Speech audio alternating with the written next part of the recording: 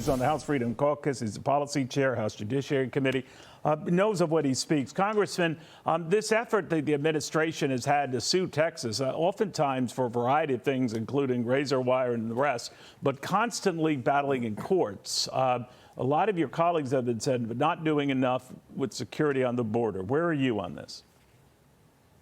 Well, Neil, obviously, since I've been in Congress, I've spent the bulk of my time trying to elevate this issue, bring attention to the issue, and point out that it is terrible for Texans and terrible for migrants. And I just want to start this by saying yesterday, I've been gone. I hadn't seen my family for a number of weeks, been out on the campaign trail.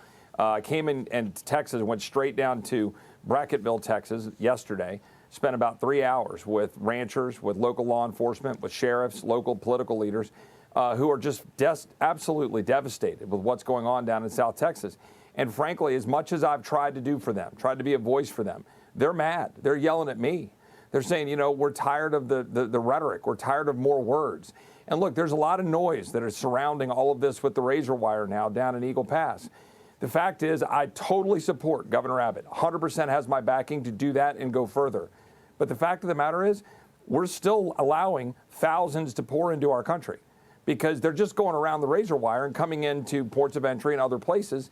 And the Biden administration is using parole and asylum to dump them into our country, which is upending our security, empowering cartels, and allowing fentanyl and bad actors to come in between the ports of entry. So I applaud picking the fight. I'm glad there are Republican governors around the nation that are saying we stand with Greg Abbott in Texas. But okay, now what? Do you really stand with us? Are you sending the National Guard? Are you going to tell President Biden to pound sand, that we're not going to follow whatever nonsense he's trying to force upon the people? Because it's not just Texas. The whole country is made weaker for this. So we've got to get serious about this. And my last point is, House Republicans have got to stop funding the government that is at war with the people. And Senate Republicans have got to stop trying to cut a deal that has no chance of passage through the House and no chance of actually securing the border. You talked about these governors who have signed on to, in support of Governor Abbott. Among them is Ron DeSantis, the candidate you were backing for president. Didn't end well for him. What do you think of what happened? And now the move afoot by the RNC to look to Donald Trump as the presumptive nominee, with only 2 states having voted. Well, Governor DeSantis put his money where his mouth is. He sent National Guard there years ago. He's been sending support to Texas. He's been out there advocating. And a number of the other governors. I was on the campaign trail with Governor Stitt, others that have been very helpful. But let's be very clear. President Trump is 100% right that the Senate GOP should not be cutting a deal with the administration. But let me be also clear, not just for political reasons, right? It shouldn't be for political purposes to say, oh, we want this issue to be live through the campaign. No, I want this border to be secured today. So I want House Republicans to stand up. I want Senate Republicans to stand up. So I'm with President Trump, no deal. But I am with House conservatives to say that we need to stand up and force a funding fight between now and the end of February to say, guys, you don't get to keep doing this. They're funding the United Nations that is moving these people through a systematic scheme, endangering us and empowering cartels. They're funding the United Nations that's funding Hamas. They're funding a Mayorkas DHS that is at war with the people of Texas, suing us in court. Why would any Republican do that? So if you're watching this, call your Republican member of Congress and say, why are you funding the people that are making our country less secure and that are undermining our freedoms? That should end this month. So you would be, if it pushes the government to the brink and a shutdown, better that than to accept a watered-down security measure. Neil, we are at such a point of desperation. This isn't about political theater and shutdowns. This is about simply a simple question. When the founders gave us the power of the purse, Federalist 58, James Madison, it was specifically to stop an executive branch that is ignoring the law and acting tyrannically. That is what is happening here. We have a duty to do that. I think we need to have that fight. If Republicans aren't willing to do that, why are Republicans in the majority? Sir, I meant to pass along to you. Former Speaker Kevin McCarthy was fingering the House Freedom Caucus for getting nothing done and sort of trying to extract concessions, I'm interpreting here, for bringing us to this brink. Not this particular one, but several of them. What do you make of that? Well, look, I was working with Kevin all last year, frankly, and I'm not going to get in the middle of that skirmish or whatever he said or didn't say, but I'll say this.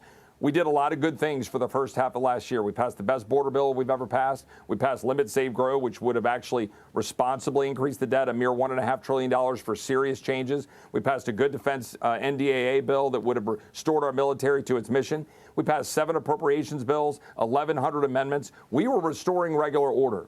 I disagreed with the motion to vacate last September. Now here we sit. I wish we weren't here. I think that some people in the Freedom Caucus got that wrong. I think some people that are not in the Freedom Caucus love to spend people's money in the Uniparty and keep doing the same business as usual. The American people want us to actually responsibly change the town. That's what I've been trying to do. I've been trying to call out my Freedom Caucus colleagues when they get it wrong. I've been trying to call out the Uniparty establishment when they keep spending money, keep empowering defense, keep getting us in endless wars. And next week, we're going to do another corporate tax cut bill.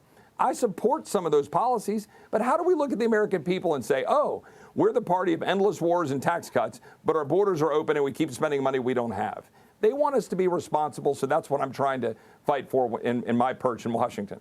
I did touch on very briefly, sir, this RNC move to make Donald Trump the presumptive nominee.